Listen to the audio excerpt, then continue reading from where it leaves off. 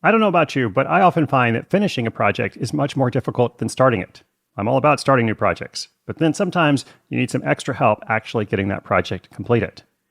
Well, that is where our partner Fiverr Business comes in. They make it way easier to find and manage top talent. We have used it with Side Hustle School. I've used it on my own elsewhere. You too can find the freelancers you need to give your next project just the boost it needs to finish strong. Right now, you can sign up for Fiverr Business absolutely free for the first year. Get 1 free year and save 10% on a purchase with promo code SHS. Just go to fiverr.com/business and don't forget promo code SHS.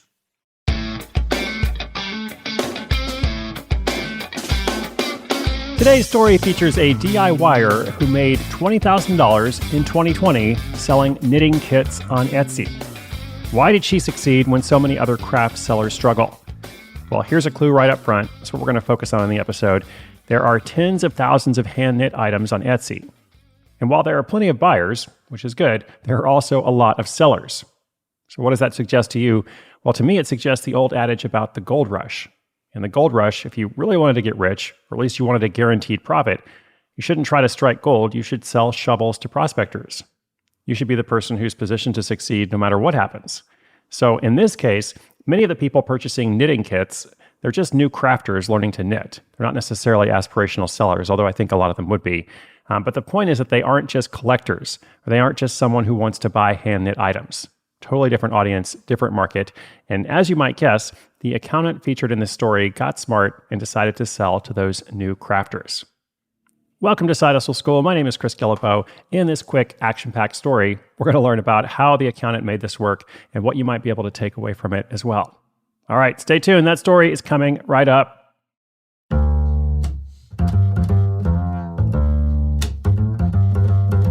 When Tracy Lee was a kid, her mom taught her to knit so she wouldn't be bored. When she picked up the hobby again in college, she decided to try selling her handiwork. Now, this was the summer of 2011, when Etsy was just starting to take off as a platform for selling handmade goods. Tracy launched a shop called Ram's Girl Design. With a stockpile of scarves already made, she spent less than $50 to get started, mostly on yarn. She already had a laptop and digital camera, and there were no initial startup fees, just a 20-cent listing fee for each item. Even though the financial investment was small, she made a much bigger time investment learning how to sell physical items online and how to optimize her listings for search results. And this investment has paid off. Throughout the years, she's regularly made an extra 5 figures a year from her side project.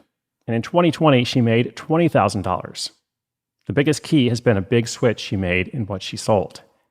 You see, Ram's Girl Design started out selling Tracy's hand-knit items, but it expanded into knitting patterns a few years later. Then she added knitting kits and fiber art swag like tote bags and mugs printed with cheeky sayings. The knitting kits in particular have been a huge part of Tracy's success, especially during the pandemic. Crafting tools in general were popular during lockdown because people were looking for something to do at home, and she believes they'll continue to sell well. These kits generally contain everything a beginning knitter needs to get started: yarn, knitting needles, a pattern, and a cotton project bag. Quality materials and photos are another factor in her success. Tracy just uses her cell phone for most photos and video, but she has a professional light setup to make everything look great. And for her hand-knit items, the defining feature is their soft texture. She's picky about yarns and constantly complimented on how soft everything is. Tracy works as an accountant during the day, so the knitting business has given her a creative outlet and pushed her out of her comfort zone. She's learned new skills like product photography and design. In addition to these new skills and new challenges, the side hustle has also increased her financial security.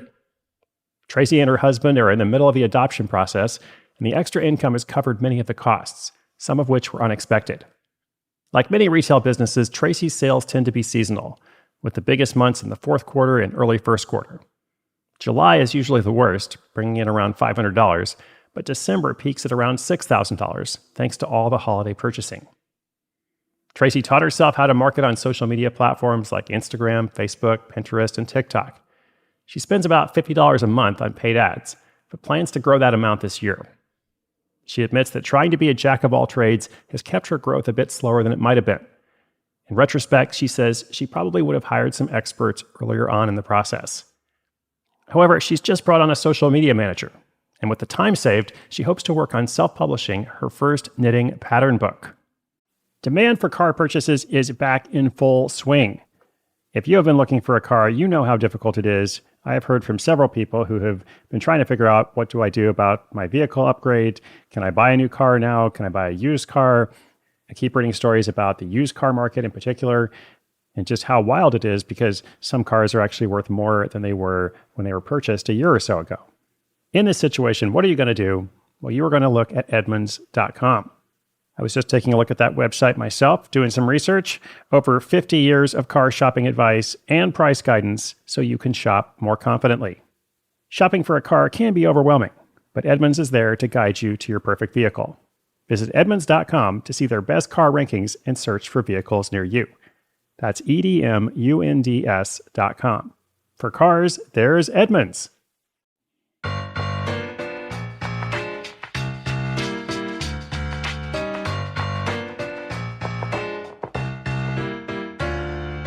So the kits are key in so many ways because you can build out a system for making them. First of all, it's a lot simpler to make the same thing over and over, or maybe a few variations of it, a few options, than it is to constantly make custom handmade items. So it's easier for you, but it's also more desirable for a lot of buyers, as you can see. And actually, I was thinking about this myself because I've been getting into plants lately, and I just bought a seed kit from a small business called plantflix.com. I don't know the people behind it, and they're not a sponsor. I just liked their website. I liked what they were offering. I was like, oh, this is really cool. This beginner seed kit is going to, send me all the seeds, going to send me a tiny little greenhouse, and all the instructions I need to grow some seeds, hopefully. Well, I should come back and let you know what happens because I'll take back my endorsement if it doesn't work out. But so far, so good. So the lesson is there's often more than one market for something, or on a large platform like Etsy or any other really, there are multiple groups of buyers. And I think it's actually much easier to find a market like what Tracy has done than to find people who are looking for those specific custom items. Now, of course, it depends on what you want to make. But I would say if we consider our archives of more than 1,700 episodes so far, the most successful sellers tend to be selling something that they can make over and over. Some exceptions, but that is the rule. All right, I'll leave you with that today. Inspiration is good, but inspiration with action is so much better. To find the show notes for today's episode, including links to Tracy's website, anything else I mentioned in the episode, just go to sidehustleschool.com/1702, 1702. Thank you for tuning in today. I hope you'll do something to get closer towards a goal you believe in, and I hope you'll come back tomorrow. My name is Chris Guillebeau. This is Side Hustle School.